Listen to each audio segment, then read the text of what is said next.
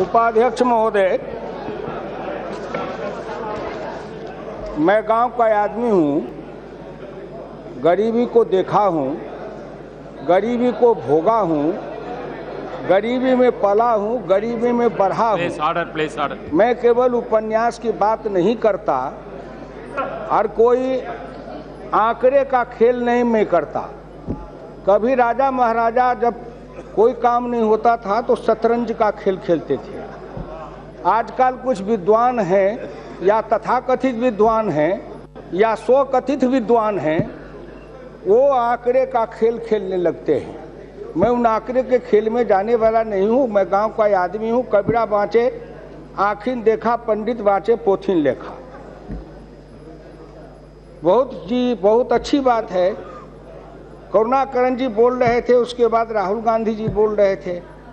करुणाकरण जी महंगाई की जब बात कर रहे थे तो अंग्रेजी में बोल रहे थे।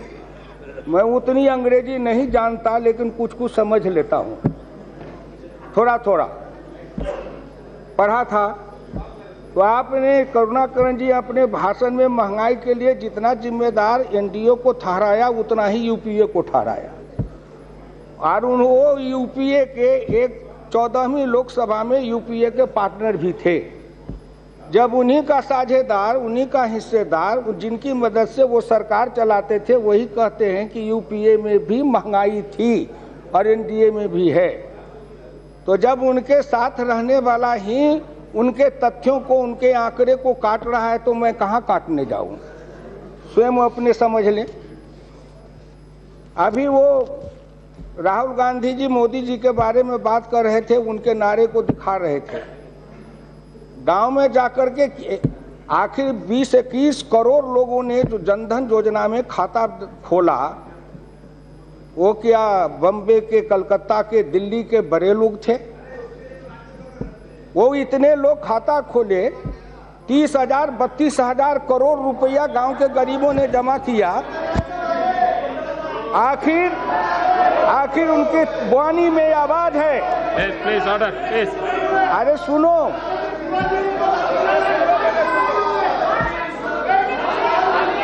आप सुनो तो। अच्छा एक बात सुनो, आप राहुल गांधी जी बोल रहे थे तो कोई हल्ला कर रहे थे, हम तो शांति से सुन रहे थे। और जो आदमी तथ्य में, तर्क में, सत्य में कमजोर होता है, वो अपने हल्ला के जरिए सत्य और तथ्य को छिपाना चाहता है। ये लोकतंत्र का नियम है। आप सुन लीजिए, हमारे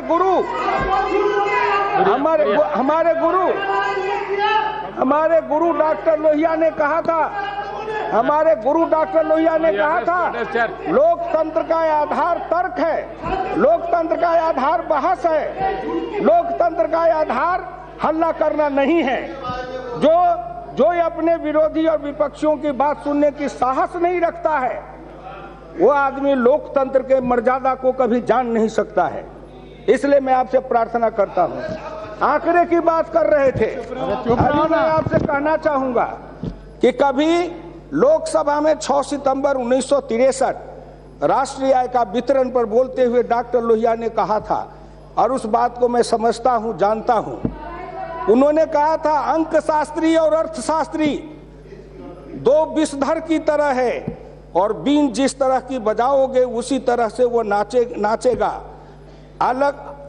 नाचने लगेगा।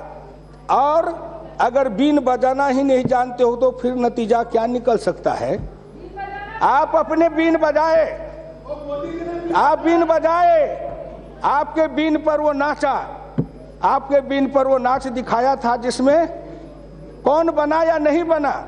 70,000 करोड़ रुपया अगर किसानों को माफ किया था, तो उसी अवधि में जो एनपीए का कितना माफ किया था, उसी अवधि में जो कर्ज माफी कितना किया था बड़े लोगों का।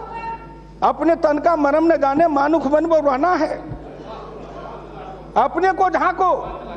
और आप जो कहते हो रंजन जी, मैं आपसे प्रार्थना करूंगा कि आप मत बोलो। हमारी लड़ाई आपसे नहीं है। जिन लोगों के खिलाफ लड़ते आया हूं, वो लड़ते रहूंगा। मोदी के माध्यम से उनके जिनके विरुद्ध मैं लड़ा हूं, उनको अपने गांव गरीब किसान मजदूर पिछड़े दलित की ताकत का एहसास कराया हूं कि गांव गरीब किसान मजदूर पिछड़े दलित वो जब जगता है तो हिंदुस्तान में इतिहास बनाता है। और मोदी का बनना भी भारत के लोकतंत्र में एक ऐतिहासिक घटना है। जैसे गांधी के नेतृत्व में आजाद भारत लाके अंग्रेज को हटाना एक घटना था, वैसे ही मोदी के नेतृत्व में कांग्रेस को हटाना भी एक ऐतिहासिक घटना है, जो तथ्य है, जो सत्य है। इसलिए आपसे मैं बोलिए, कहिए, आपके लिए मैं बैठ सकता हूं। आपकी तो इज्जत हम बहुत करते हैं, लेकिन आपका जो राजनीति पलट गई है, जो अंतर हो गया है। पहले आप लोहिया जी के शिष्य थे, लोहिया जी ने आपको जो सिर्फ समाजवाद का तत्व दिया, तो जो सेक्युलरिज्म दिया और उनके तत्व के ऊपर ही चलने का, और आपको फॉलो करने वाले इधर भी लोग है जी। लेकिन आपका एकदम जो यू टर्न हो गया वो बड़ी मुश्किल हो गई, और उनको लेके आप वो लड़ाई नहीं लड़ सकते। उस बहस को मैं माननीय मल्लिकार्जुन जी से कहना चाहूंगा विनती करके, अगर संप्रदायवाद पर, पंथ निरपेक्षता पर, हिंदू मुस्लिम पर किसी दिन इस सदन में बहस रखिए, और मैं डॉक्टर लोहिया के उन तर्कों के साथ बता दूंगा कि डॉक्टर लोहिया की धारणा क्या थी। डॉक्टर लोहिया ने इसी सदन में कहा था कि हिंदुस्तान में दो तरह की सांस्कृतिक सद्भावना की बात है, एक गुलामी का है और एक स्वामी भाव का है। इसलिए किसी दिन करो बहस, जाने दीजिए, उसको छोड़िए। मैं आपसे प्रार्थना करने आया हूं। अभी करुणाकरण जी जब गिनती करा रहे थे, उन्होंने महंगाई के बारे में 21 कारणों को बताया, 21 बिंदुओं की ओर हमारे ध्यान को आकृष्ट किया। मैं जानना चाहता हूं कि आखिर ये डीजल और पेट्रोल की कीमत तो बढ़ते रहे हैं उनके राज में भी, और वो भी तर्क देते रहे। मैं 15वीं लोकसभा में उधर से दूसरी पंक्ति में बैठ करके बहस करते रहता था, तर्क देते रहते थे। लेकिन मैं पूछना चाहता हूं कि आखिर डीजल और पेट्रोल से जो भी पैसे बचे, या जो भी कर लगा करके बचाया, सरचार्ज लगा के, उस पैसे को पहली बार प्रधानमंत्री मोदी ने उस पैसे को क्या किया? हिंदुस्तान के गांव गरीब किसानों के लिए कृषि सिंचाई योजना से लेके बाकी जितनी योजनाओं का नाम राजीव गांधी गिनाए हैं, उन सब योजनाओं में लगाया। और फिर उससे आगे जो गरीब है, जो बीपीएल वाले हैं, इन गरीबों को जो सस्ते दर पर गैस का कनेक्शन दिया है, आपने क्यों नहीं दिया था? हिंदुस्तान के जो निर्धन निर्बल गरीब पिछड़े दलित समाज के हैं, जिनका आंख फूटता था, जो धुएं में रहती थी, जो गरीबनी माँ कम उम्र में मोतियाबिंद का शिकार हो जाती थी, ऐसे निर्धन निर्बल गरीबनी माँ जो चूल्हा फूकते फूकते अंधी हो जाती थी, उनके तरफ कभी आपका ध्यान नहीं गया। अगर उस गरीबनी माँ के तरफ किसी का ध्यान गया तो नरेंद्र मोदी है, जिसने उनको हजारों लोगों को उन्होंने वो गैस चूल्हा दिया। 1500 रुपया में चूल्हा और गैस का सिलेंडर मिलता है, 130 रुपया हर सिलेंडर पर सब्सिडी मिलता है। आपने क्यों नहीं किया? आपने क्यों नहीं किया? ये महंगाई रोकने का उपाय नहीं है क्या? महंगाई रोकने का उपाय है नहीं। अगर आप जोड़िए, हिंदुस्तान में अगर 1 करोड़ इन गरीबों को ये चूल्हा देंगे, उस पर लगभग 1500 रुपये में उनको चूल्हा मिलेगा, बाकी 1600, बाकी जो 4000 3000 4500 में चूल्हा लेते थे, कितने रुपए की बचत उन गरीबों के घर में हुई है? गरीब का दुख कि जाके पैर न फटे बेमाई, सो का जाने पीर पराई, का दुख जाने दुखिया, का दुख जाने दुखिया माए। अरे उपन्यास में पढ़ लेना आसान है, राजा जी आएंगे, कंपनी लेके आएंगे, गांव में जाएंगे, गरीब की झोपड़ी में सो जाएंगे, जनरेटर चलाएंगे, मक्खन पाव रोटी खाएंगे। वो गरीब की बेटी देखते रह जाएगी, केवल एक गीत गाएगी, राजा जी की आएगी बारात, सुहानी होगी रात, मगन में नाचूंगी। कब वो नाचेगी सो भगवान जाने, कब राजा जी की बारात फिर दोबारा जाएगी वो गरीब जाने। मैं आपसे प्रार्थना करना चाहता हूँ, मैं आपसे प्रार्थना करना चाहता हूँ। मैंने कहा सुनो उपसभापति महोदय, दूसरी बात मैं कहना चाहता हूं, इस पेट्रोलियम पदार्थ से ही खाद बनते हैं। मैं भारत के रसायन मंत्री, उर्वरक मंत्री श्री अनंत कुमार जी को हृदय से धन्यवाद देना चाहता हूं। मैं गया था, उनके पीठ थपथपाया, उनके बाह को पकड़ा, हमने कहा डॉक्टर लोहिया के सपना को आपने साकार किया है। एक बार कभी आपने जो डीएपी पर कीमत कम की गई उसको आपने कभी देखा? आपने कभी नहीं देखा। इसलिए मैं आपसे प्रार्थना करता हूं, 250 रुपया प्रति बोरी पोटास, 125 रुपया डीएपी और मिश्रित खाद पर 50 रुपया।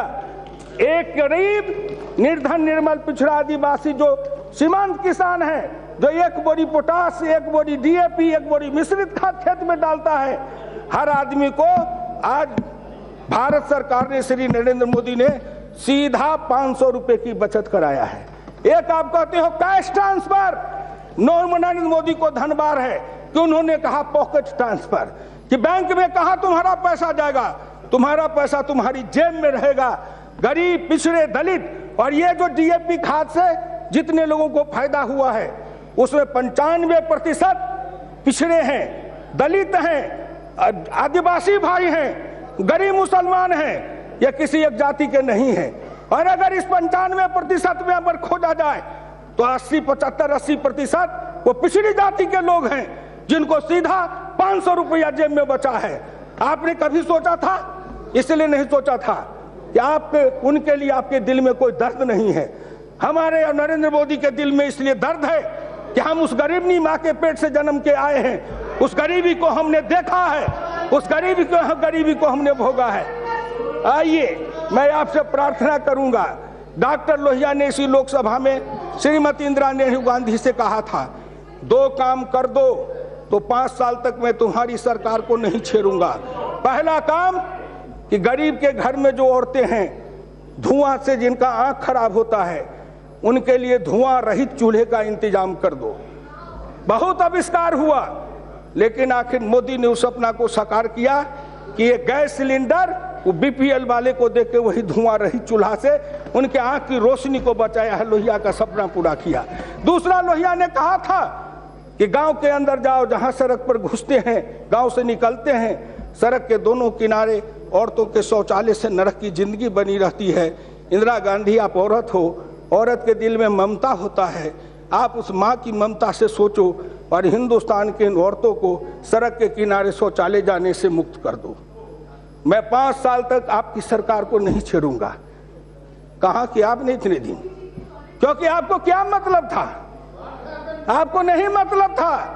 आप जिनके लिए थे उनके लिए सोचते रहे। नरेंद्र मोदी ने स्वच्छ भारत अभियान चलाया, उस पर जितना पैसा खर्चा होगा वो पैसा कहां से आएगा? हम उस पैसा से स्वच्छ भारत मिशन चलाएंगे, घर घर तक शौचालय बनाएंगे। उन गरीब की माँ और बहनें जो सड़क के किनारे शौच के लिए खड़ी होती है, उनको भी रानी और महारानी के जैसे इज्जत के साथ अपने घर के शौचालय में जाने देंगे। ये है हिंदुस्तान। एक तरफ है महारानी, एक तरफ है गांव की गरीबनी। उस गरीबनी को भी हिंदुस्तान के महारानी के तरफ बनाएंगे। इसलिए उपाध्यक्ष महोदय, बातें लंबी लंबी मैं नहीं करूंगा, क्योंकि मेरा दिल खोलने लगता है।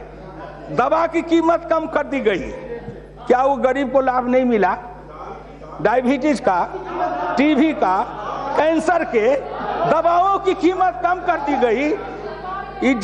जेनरिक मेडिसिन के लिए प्रधानमंत्री औषधि योजना के तहत वो किया गया, वो आवश्यक नहीं था क्या? वो भी आवश्यक था। अब आइए, मैं किसान हूं, आपसे कहता हूं, कि दीर्घकालीन और तात्कालिक योजना की बात करुणाकरण जी ने किया है। आपके समय में उन्होंने कहा भंडारण की व्यवस्था नहीं, कोल्ड स्टोरेज की व्यवस्था नहीं, कोल्ड चेन की व्यवस्था नहीं। अगर इसकी व्यवस्था रहती तो जिसको कहते हैं कटाई उपरांत वो बर्बादी नहीं होती। आपने क्यों नहीं बनाया? प्रधानमंत्री ग्रामीण गल्ला गोदाम योजना श्रीमान अटल बिहारी वाजपेयी ने चलाया था, वो आपका चलाया हुआ नहीं है। लेकिन 10 वर्षों तक आप शासन में रहे, बोलिए कितना ग्रामीण गल्ला गोदाम बनवाए, कितना कोल्ड स्टोरेज बनवाए, कितना आपने कोल्ड चेन बनवाया, कितना रेफ्रिजरेटेड ट्रक बनवाया, कितना रेफ्रिजरेटेड ट्रेन में बोगी लगाया। घड़ियाली आंसू बहाते हैं और किसान की बात करते हैं, कहीं पर निगाहें कहीं पर निशाना, और बात करते हैं यहाँ बैठ करके गरीब और मजदूर किसान की। इसलिए आपसे मेरी विनम्र प्रार्थना है, सुनो, जब जब चुनाव आता था गरीब के बीच में जाते थे, कोई योजना लेके जाते थे, मैं योजना लेके आया हूँ, आओ गरीबों आओ, भीख का कटोरा लाओ, उस कटोरे में कुछ डालेंगे, मेरी गीत गाओ, और कहते कहते कहते थे मेरे पैरों में घुंघरू बना दे तो फिर मेरी चाल देख ले, एक बार वोट दे के दिल्ली पहुंचा दे, फिर मैं कमाल करके दिखाऊंगा। क्या कमाल करके दिखाए, क्या कमाल करके दिखाए? इसलिए आपसे मेरी विनम्र प्रार्थना है, प्रधानमंत्री किसान सिंचाई योजना, हर खेत को हर हाथ को काम, हर खेत को पानी, ये लोहिया ने नारा दिया था। आज प्रधानमंत्री किसान सिंचाई योजना, उससे गरीबी मिटेगी, हर खेत को पानी जाएगा, उत्पादन बढ़ेगा, खाद की कीमत कम होगी, किसान का लागत कम होगा, अरहर की खेती और दाल की खेती, इसकी बात आप करते हैं। उपाध्यक्ष महोदय, मैं एक आंकड़े देके मैं इनको समझा दूं, जरा आप भी उपाध्यक्ष महोदय देख लीजिए। अरहर normal area for whole kharif season 40 lakh hectare, normal area as date 5 years average घट करके आ गया 31.9 लाख हेक्टेयर। दिस ईयर 216 घट करके उसको कमते गया। हम धीरे धीरे जो अरहर की खेती, उड़द की खेती, तूर की खेती, मूंग की खेती, कुल्थी की खेती, हमारा जो एरिया था जहां 107 कुल टोटल पल्स 107.6 लाख हेक्टेयर में था, वो घटते घटते 64.7 लाख हेक्टेयर पर आया। कब से तब से निरंतर घटते गया। क्यों? बड़े बड़े आए हो कहने के लिए, दलहन के समर्थन प्राइज नहीं दिए, दलहन की खेती में रोग लगते हैं। मैं किसान हूं, अरहर में, उड़द में, मसूर में, कुल्थी में जो दलहन की खेती है, उसमें जब कीड़ा का प्रकोप होता है तो पूरा का पूरा खेत नाश हो जाता है। ज्योतिरादित्य बैठे हैं, इनके एरिया गुना में जब चुनाव लड़ रहे थे तो इनके विरोध में देशराज यादव चुनाव लड़ रहे थे भाजपा से। मैं 1 सप्ताह तक प्रचार करने गया था। जब नारा लगता था देशराज का कि एम की जीत हमारी है, देशराज की बारी है, तब मैं घूमा तो चना की खेती को देखा, केवल गुना में चना की खेती। लेकिन एक बार जनवरी फरवरी महीना में अगर जोरदार वर्षा हो जाए, चना का पौधा धुल जाए, उसका खट्टापन खत्म हो जाए, तो उसमें ऐसा कीड़ा लगता है कि उसके सभी फलियों को छेद देता है और उससे चना की खेती पूरी समाप्त हो जाती है। अरहर लग जाए, एक बार जनवरी फरवरी में अगर वर्षा हो जाए, लाही कीड़ा गिर जाए, खत्म हो जाए, उससे बचाने के लिए कोई उपाय सोचा? अभी कृषि मंत्रालय के द्वारा ICAR के वैज्ञानिकों को धन्यवाद देना चाहता हूं कि उन्होंने उन दवाओं का आविष्कार किया है। हम उन दवाओं का छिड़काव करेंगे, लगी फसल को बचाएंगे, उत्पादन को बढ़ाएंगे, दलहन का 300 रुपया सपोर्ट प्राइस देके किसानों को प्रोत्साहन देंगे, दलहन की खेती को आगे बढ़ाएंगे। जब दलहन की खेती बढ़ेगी, उत्पादन बढ़ेगा, जब खजाने में दाल की ज्यादा आएगी, तब कीमत कम होगा। केवल यहाँ बहस करने से कीमत कम नहीं हो जाएगी। यहाँ तो हम बहस करते हैं कीमत कम करने का, लेकिन हम उत्पादन बढ़ाने की योजना पर नहीं सोचते हैं। इसलिए आपसे मेरी विनम्र प्रार्थना है, उत्पादन बढ़ेगा कब? जब किसान को MSP की कीमत बढ़ाएंगे तब। हमने बढ़ाया है 300 रुपया दलहन पर भारत सरकार ने बढ़ाया है। और उसके लिए दीर्घकालीन और तात्कालीन दोनों योजना है। मैं माननीय करुणाकरण जी से कहना चाहूंगा, भारत सरकार के तरफ से, कृषि मंत्रालय के तरफ से जो 5 अल्पकालीन और 15 दीर्घकालीन विशेष ये योजनाओं का जो बात की गई है, ये सारी योजनाएं धीरे धीरे लगेगी, एक दिन में नहीं लगेगी। और जब इस योजना धीरे धरती पर उतरती जाएगी, रूपांतरण होता जाएगा, किसान के हाथ में पैसा चलता जाएगा, किसान के खेत में पानी बढ़ता जाएगा, किसान के घर में खुशहाली आती जाएगी, किसान का बेटा खड़ा होता जाएगा, हिंदुस्तान में दूसरी कृषि क्रांति लाएंगे, हिंदुस्तान को सफल बनाएंगे। और अगर कभी होगा तो मैं कह देना चाहता हूं, धीरे धीरे चलो। ये कांग्रेस पार्टी के लोगों, मैं आपसे प्रार्थना करता हूं, दिनकर जी ने कहा था कि कांग्रेस पार्टी के बारे में कभी छद्मवेश में कहा था, आनन सरल बचन मधुमय है, तन पर शुभ्र बसन है, बचो युधिष्ठिर उस नागिन का विष से भरा दसन है। इसलिए आपसे मेरी विनम्र प्रार्थना है, मैं हिंदुस्तान के गांव, गरीब, किसान, मजदूरों को हाथ जोड़ के कहना चाहता हूं, हजारों लोग आज लोकसभा के चैनल को सुन रहे होंगे, माननीय करुणाकरण जी के तर्क को भी सुना। उनके तर्क को अंग्रेजी पढ़ने वाले खाली समझेंगे, मेरे तर्क को तो गांव का गरीब, सड़क का मजदूर, रिक्शा वाला, ठेला वाला, टमटम वाला, जिसके नाम पर उनका ऑर्गेनाइजेशन बना के आप लड़ते रहे, लेकिन न उनकी भाषा, न उनकी भूषा, न उनकी बात आप कर नहीं पाते हो। इसलिए आपसे मेरी विनम्र प्रार्थना है, हम तो जहां से आए हैं उनकी भाषा, उनकी भूषा, उनका व्यवहार, उनका भोजन कभी नहीं भूलेंगे। इसलिए मैं हाथ जोड़ के हिंदुस्तान के गांव, गरीब, किसान, मजदूरों, उनसे प्रार्थना करता हूं, गांव, गरीब, मजदूर, किसान मिल के बनाएंगे हिंदुस्तान। एक बार नहीं, 2019 का चुनाव आएगा, फिर मोदी भारत के सिंहासन पर बैठेगा और हिंदुस्तान के जो बड़े लोग हैं जिन्होंने देश को लूटा है, उनके कलेजे पर इस बार 1 कुंटल दाल दल रहे हैं। जब उनके कलेजे पर 10 कुंटल की चक्की बैठा के दाल दर्रेंगे, तब उनको पता लगेगा ये सब क्यों आप बौखलाए हुए हैं। इसलिए कि जेटली जी वो काला धन निकालने के लिए बड़े कड़े कानून बना रहे हैं। अरे बात करते हो, कहीं पेट में घाव है, कहीं आप नस्तर मारते हो, कहीं वो मोदी जेटली जी ऐसे ऐसे कानून बनाए हैं कि सारे लोगों का दिवाला पिटने वाला है, और जिनका दिवाला निकलने वाला है वो अब दूसरे तरफ चिल्ला रहे हैं, वो दाल की भाव खोज रहे हैं, वो अरहर खोज रहे हैं। अरे दाल अरहर खोजने वाले, मैं आखिरी में एक उदाहरण दूंगा। मैं 1960 में राजनीति में आया था, जब ग्राम पंचायत का प्रधान बना। अब उस समय सोचो, बड़ी बड़ी बात करने वाले कितने का जन्म हुआ होगा या नहीं होगा, सो भगवान जाने। मैं 1960 में ग्राम प्रधान बना था, ब्लॉक प्रधान बना, जिला परिषद का अध्यक्ष बना, 3 बार बिहार में एमएलए बना, 2 बार भारत सरकार का मंत्री बना। अरे मैं तो गांव की गली से चला हूं, एक गरीबनी माँ के गोद से चल के हिंदुस्तान के लाल किला तक की यात्रा किया हूं।